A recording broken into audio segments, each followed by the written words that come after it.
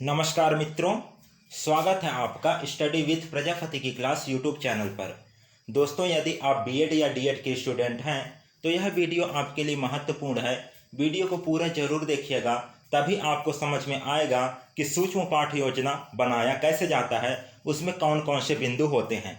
तो हम प्रस्तावना कौशल का लेसन प्लान बनाना सीख रहे थे, जिसमें मैंने प्रीवियस वीडियो में प्रस्तावना कौशल का 2 लेसन प्लान बनाकर आपको बताया है और ये प्रस्तावना कौशल का तीसरा सूक्ष्म पाठ योजना है। तो इसको हम बनाना सीखेंगे कि इसमें कौन कौन से बिंदु होते हैं और उसमें क्या क्या डिटेल्स लिखना पड़ता है। तो वीडियो में आगे बढ़ने से पहले यदि आपने अभी तक हमारे चैनल को सब्सक्राइब नहीं किया है तो सबसे पहले चैनल को सब्सक्राइब कर लीजिए और बगल में आ रहे बेल के आइकन को प्रेस जरूर कीजिएगा। जिससे होगा क्या, जैसे हम न्यू वीडियो अपलोड करेंगे तो उसका नोटिफिकेशन आपको मिल जाएगा सबसे पहले। तो चलिए आज ये प्रस्तावना कौशल का तीसरा जो लेसन प्लान है उसको बनाना सीखते हैं। इससे पहले यदि आपने अभी तक प्रीवियस वीडियो नहीं देखा है तो उसमें हमने बताया है कि शिक्षण कौशल क्या होता है, टीचिंग स्किल क्या होता है, टीचिंग स्किल कितने प्रकार के होते हैं। तो उसके बारे में आप प्रीवियस वीडियो में ज़रूर देख लीजिएगा, क्योंकि उसको आप नहीं देखेंगे तो उतना ज़्यादा आपको समझ में आने वाला नहीं है। तो आज का हमारा मुख्य फोकस है प्रस्तावना कौशल का तीसरा पाठ योजना पर। तो देखिए, जैसे हम मेन लेसन प्लान में सामान्य जानकारी लिखते हैं उसी प्रकार से इसमें भी सामान्य जानकारी लिखना होता है। सबसे ऊपर आपको लिखना है सूक्ष्म पाठ योजना क्रमांक 3। इसके नीचे आपको लिखना है प्रस्तावना कौशल। आपको यह भी बताना पड़ेगा कि किस कौशल का आप लेसन प्लान बना रहे हैं।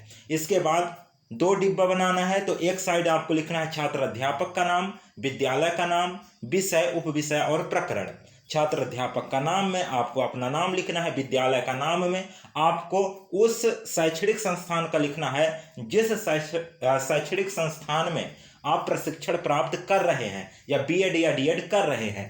और विषय में आपको लिखना है विज्ञान, उप विषय में लिखना है जीव विज्ञान, प्रकरण में लिखना है ऊतक। सेकंड साइड आपको लिखना है दिनांक, दिन, कालखंड, समयावधि और कक्षा। अब यहाँ ध्यान दीजिएगा, जो मेन लेसन प्लान था उसमें हम समयावधि लिख रहे थे 45 मिनट, लेकिन जो ये सूक्ष्म पाठ योजना है उसका समयावधि 6 मिनट का होता है। इसको आप विशेष ध्यान दीजिएगा। इतना लिखने के बाद अब जैसे मेन लेसन प्लान में हम पहले लिखते हैं सामान्य उद्देश्य, इसके बाद विशिष्ट उद्देश्य, सहायक शिक्षण सामग्री, शिक्षण विधियां लिखते हैं। तो ये सारा चीज इसमें लिखना ही नहीं है। जो माइक्रो टीचिंग का लेसन प्लान है उसमें ये सारे बिंदु नहीं होते हैं। सामान्य जानकारी के बाद आपका जो अगला बिंदु है वो आ जाता है पूर्व ज्ञान का डायरेक्ट। तो पूर्व ज्ञान में आपको क्या लिखना है, छात्रों को ऊतक के बारे में सामान्य जानकारी है, या आप लिख सकते हैं छात्रों को ऊतक के बारे में पूर्व ज्ञान है, ऐसा आप लिख सकते हैं। पूर्व ज्ञान के बाद जो मेन लेसन प्लान है उसमें हम लिखते हैं उद्देश्य कथन, लेकिन इसमें उद्देश्य कथन नहीं लिखना है। पूर्व ज्ञान के बाद डायरेक्ट लिखना है क्या, प्रस्तुतिकरण। तो प्रस्तुतिकरण में देखिए एक सारणी बनेगा और उस सारणी में 3 कॉलम बनेंगे। वैसे तो सभी कॉलेज जितने भी शैक्षणिक संस्थान हैं वो 4 कॉलम बनवाते हैं, लेकिन हम यहाँ अपने सुविधा के अनुसार 3 ही कॉलम बनाएंगे। तो प्रस्तुतिकरण का पहला कॉलम है क्रमांक का, दूसरा कॉलम है छात्र अध्यापक प्रश्न और तीसरा कॉलम है छात्र उत्तर का। तो यहाँ देखिए जो क्रमांक है उसमें आपको 1 2 3 4 करके लिख लेना है। छात्र अध्यापक प्रश्न में आप लिखेंगे अपने टॉपिक से संबंधित जो आपका प्रश्न होगा और छात्र उत्तर में लिखेंगे उसका उत्तर। तो आज का जो हमारा टॉपिक है इस प्रस्तावना कौशल का तो वो है ऊतक। तो हम ऊतक से संबंधित क्या लिखेंगे, प्रश्न लिखेंगे। तो पहला प्रश्न है हमारे शरीर में कौन कौन से अंग होते हैं। तो इसका उत्तर है हमारे शरीर के अंग हैं हाथ, पैर, सिर, आँख, कान इत्यादि। इसके बाद देखिए, अब यहाँ ध्यान दीजिएगा आप कि जो प्रश्नोत्तर है उसका सीरियल नहीं टूटना चाहिए। कैसे, जो पहला प्रश्न आप किए उसका जो उत्तर आया उसी उत्तर से अगला प्रश्न बनेगा, ठीक है। तो दूसरा प्रश्न यहाँ देखिए, हाथ पैर इत्यादि अंग किससे मिलकर बना है। तो इसका उत्तर है हाथ पैर इत्यादि अंग कोशिकाओं से मिलकर बना है। अगला प्रश्न है कोशिकाएं क्या है। तो इसका उत्तर है कोशिकाएं हमारे शरीर की संरचनात्मक एवं क्रियात्मक इकाई होती हैं। इसके बाद अगला प्रश्न है, कोशिकाओं के समूह को क्या कहते हैं? तो इसका उत्तर है कोशिकाओं के समूह को ऊतक कहते हैं। तो इस प्रकार यहाँ आपका प्रस्तुतिकरण समाप्त होता है। प्रस्तुतिकरण जैसे समाप्त होगा, इसके बाद अगला जो आपका बिंदु है, तो अगला बिंदु आता है मूल्यांकन तालिका। तो जो मूल्यांकन तालिका है उसमें भी एक सारणी बनेगा, उस सारणी के 3 कॉलम बनेंगे। कौन कौन से?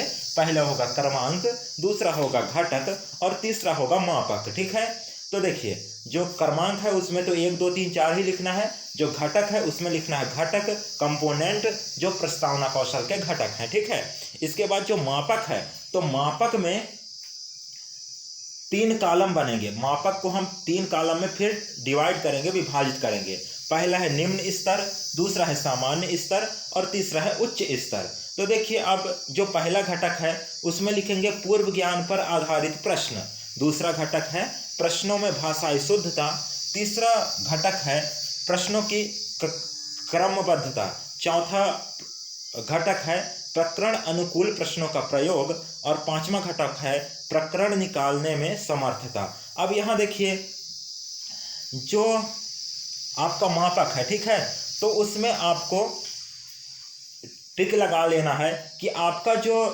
घटक है उसके अनुसार आप प्रस्तुत कर पाए या नहीं कर पाए जब आप माइक्रो टीचिंग कर रहे थे। जैसे पूर्व ज्ञान पर आधारित प्रश्न आपने किया या नहीं किया, और यदि किया तो निम्न था, सामान्य था कि उच्च था, और प्रश्नों में भाषाई शुद्धता था या नहीं, और यदि था तो निम्न था कि सामान्य था कि उच्च था। तो इस प्रकार से आप 6 जो कंपोनेंट्स हैं उसके अनुसार से यहाँ टिक मार्क कर लीजिएगा। इसके बाद जैसे आपका मूल्यांकन तालिका कंप्लीट होता है, तो अगला जो बिंदु है वो आता है आलोचना और सुझाव का। तो आलोचना और सुझाव में आपको 1 2 3 करके ऐसे नंबरिंग करके छोड़ देना है, क्योंकि इसमें जो पर्यवेक्षक होता है, जो निरीक्षक होता है, वही इसमें आलोचना या सुझाव लिखते हैं। सबसे नीचे आपको लिखना है पर्यवेक्षक हस्ताक्षर, निरीक्षक हस्ताक्षर और छात्र अध्यापक हस्ताक्षर। इतना आपको लिखना है माइक्रो टीचिंग के लेसन प्लान में। आई होप कि आपको ये माइक्रो टीचिंग का प्रस्तावना कौशल का लेसन प्लान समझ में आया होगा। यदि वीडियो अच्छा लगा हो तो वीडियो को लाइक कर दीजिएगा और अपने मित्रों के साथ, सहपाठियों के साथ ज़्यादा से ज़्यादा शेयर कीजिएगा। और अभी तक आपने हमारे चैनल को सब्सक्राइब नहीं किया है तो प्लीज़ चैनल को सब्सक्राइब कर लीजिए, ताकि ऐसे ही आने वाले वीडियो का नोटिफिकेशन आपको मिल जाए सबसे पहले। फिर मिलते हैं किसी नेक्स्ट वीडियो में, तब तक के लिए धन्यवाद। जय हिंद।